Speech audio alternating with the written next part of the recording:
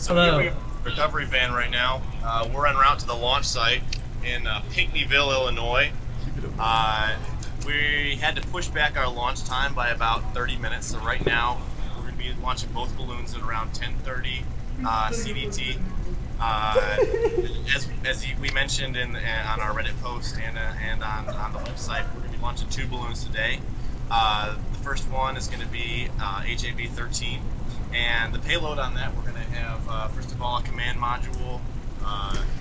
The command module, first of all, broadcasts an AM frequency down to antennas on our recovery vehicles, just some GPS coordinates. And it also gives us some real-time data on temperature and pressure. And then we also, below that, we have the camera and temperature pod. Obviously, we have an upward-facing camera, so we can capture the actual burst of the balloon. We're going to go up to around 110,000 feet, and then the balloon will burst and fall back down to Earth.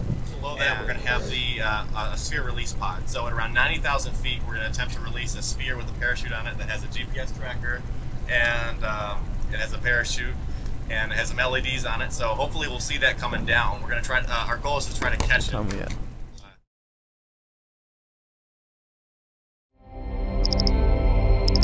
No, we don't need to brief them.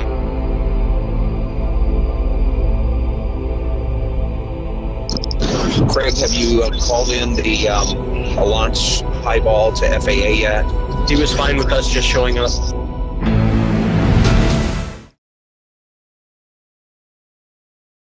I did a notice to airmen, basically notifying the FAA of any of the balloons that are going up so they don't hit them, the planes don't hit them.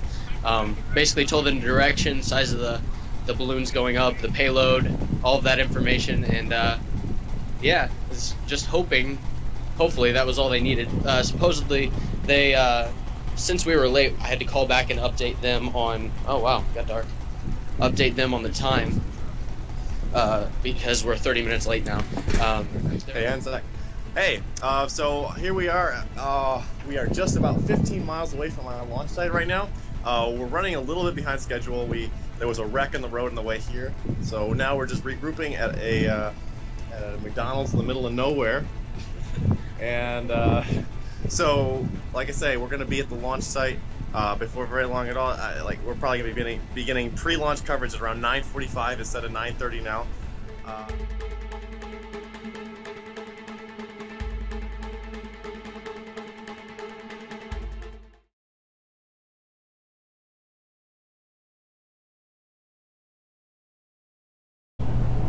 Hey. I don't remember saying that, but okay. Hey, the APRS, it stopped tracking you at like Tropicana.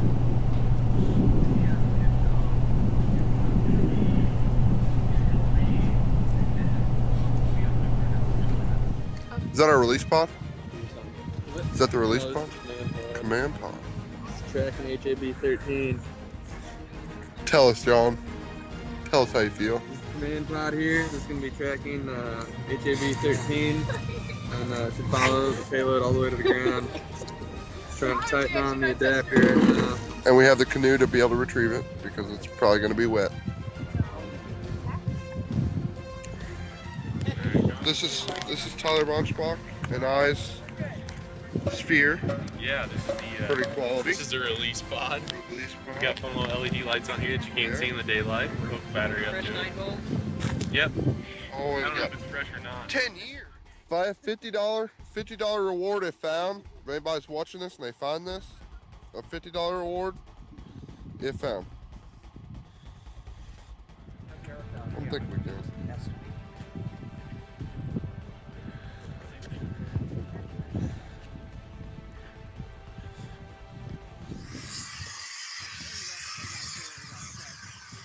Woohoo! What?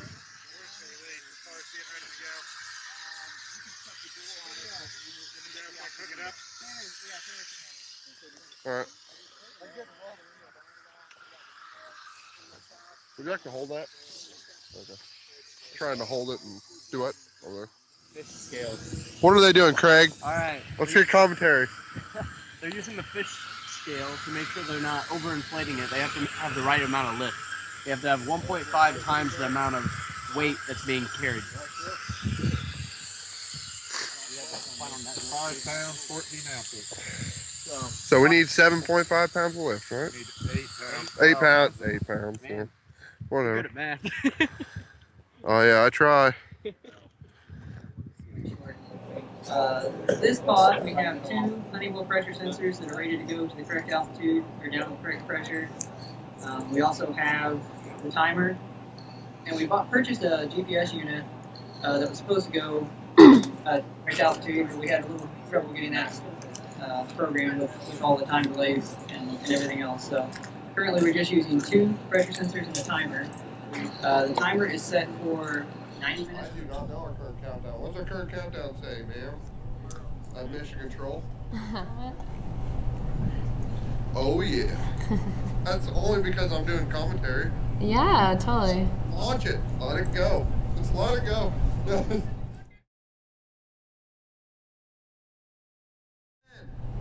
10, 9, 8, 7, 6, 5, 4, 3, 2, 1. There it goes.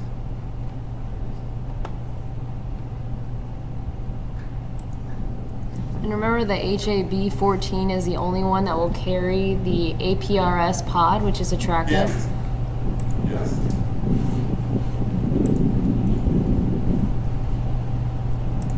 Five, 4, 3, 2, 1.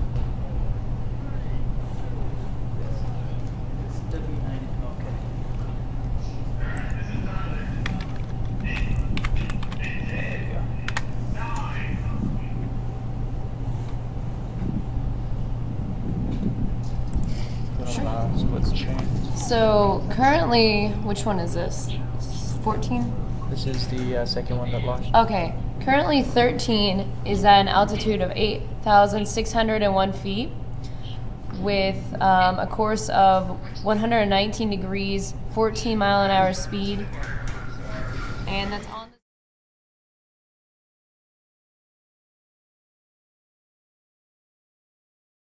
Okay. Okay. All right. So now that I have the information here, we are in one of the 3 recovery vehicles. We're going to be passing you back and forth between all 3 of our recovery vehicles. Our responsibility is we're going to be going after the pods and the release sphere of HAB-13. HAB-14 is not our responsibility. Right now, we're looking at a command pod feed, which we're going to be able to, hopefully we'll be able to send you in a few minutes as soon as we figure out how to get it off the laptop, onto another laptop to send to you an email, and we'll bring it up, see what we're looking at.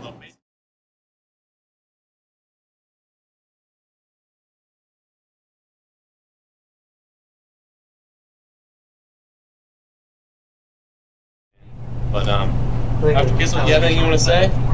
Just on APRS.FI, and we just we're at 1,780 feet. John, do you have anything you want to add to that? What's your currently? What are you doing? Still waiting on response here from traveling on the same path that HAB-14 is, so not picking up soon. What are you looking at? This is what the readings from the command pod. These are the readings. This is from launch site here. And that was the path. Currently, the altitude is 36,907 feet, and the speed is 119 miles per hour.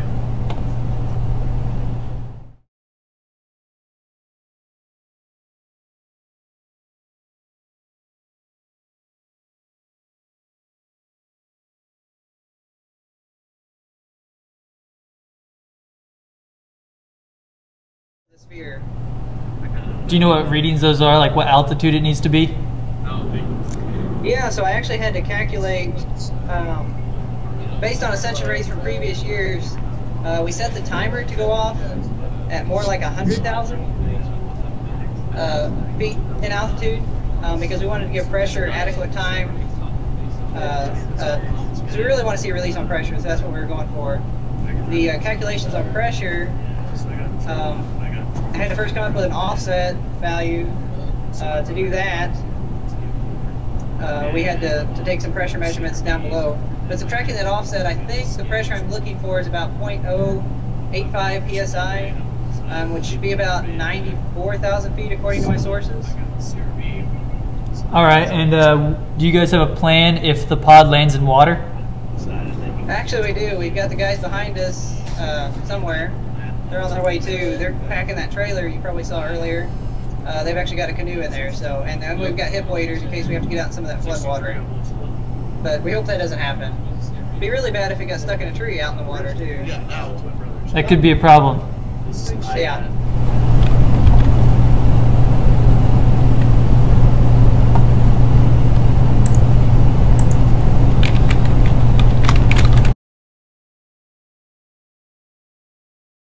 So, okay, the altitude of the glider right now is 16,000. The fact its rate of descent is indicating to us that the glider is intact. So it didn't fall apart on the ascent, and it's traveling at 40 miles an hour, and it's 115. That's the highest we saw. Like I say, we're still headed east on I-64, which is just a little bit north of where the plane is headed. On the APRS, the plane is. Well, we're gonna stick on with you for a while. Okay, that's fine. Where did the Garmin GTU for the plane end up at? It ended up in this, at least in the same vicinity as W9 MOK-2. Yeah, it's updated. So the plane was intact. Yeah, Logan's just gone. We're all kind of in the zone right now, except for me. Aaron's got something. So it looks like we're going after, according to the latest messages, we're going after the HAB-14 balloon stack. And so we'll be taking 64, I think pretty much to that, last I checked. We need to check and see if Tyler can go retrieve the plane, because I'm pretty sure it landed in a flooded field. Yeah. We're currently at the intersection of 48, or 41 and 68. We still don't have a visual on it. We're looking for it, but we're going to see it.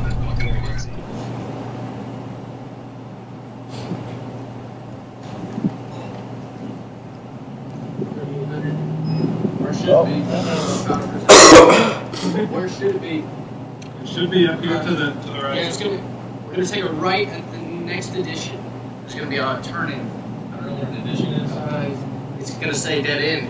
I think there's like full houses right there. Okay, we gotta be able to see it, guys. Uh-oh. Don't stop. 2,400.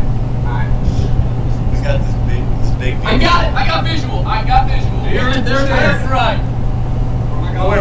To the right, dude. You gotta go. Dude, take it. Go up to the next. You just crossed the road, Tanner. We do have visual of HAB-14. The parachute is deployed. The pods are swinging. It's currently at around 2,300 feet. We have no clue. We're taking a right on 150 West, County Road 150 West. It should be literally coming down on top of us. We're going to catch this in our arms. Where'd it go? Right there.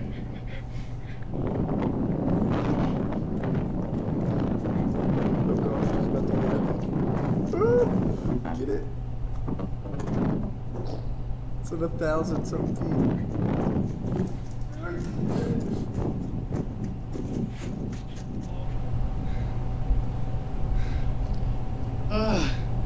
Oh man. 1,000 feet.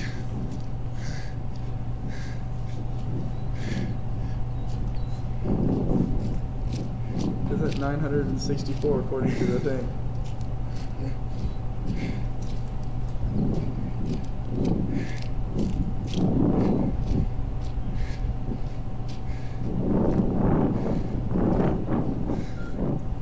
Hello? Hey, can you turn it sideways? Yeah. Okay. How much did you get of that? Anything? We got most of it. Great. Oh man, I'm Alright. So here's HAB-14.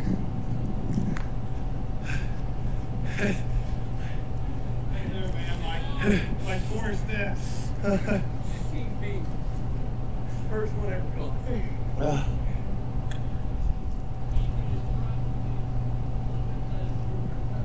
Looks like it held up. We do have HAB-14. It landed in a field. Okay. We do have visuals. Looks like you got a clean release. We got the release neck. We have the Garmin GTU overview. So yeah, everything. So everything stayed together and looks like it did everything it needed to do. That's great. So. What's up? Fine. Alright, we're at the station right now. Supposedly, Ethan was within about 20 feet of catching HAB-14. And now we're in the midst of trying to figure out where HAB-6 is.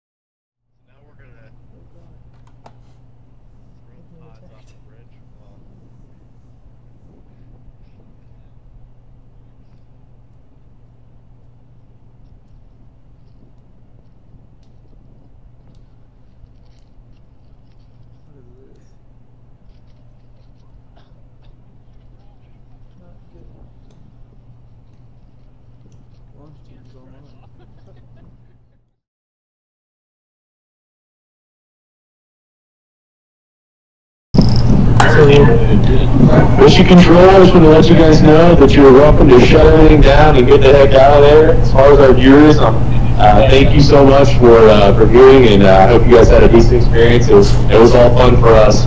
In case you missed it, everything has been accounted for. I think I have a hunch that you guys got to see a lot more than Launch Fan did. I hope you did. But again, we're glad you guys were able to tune in with us, and until next year.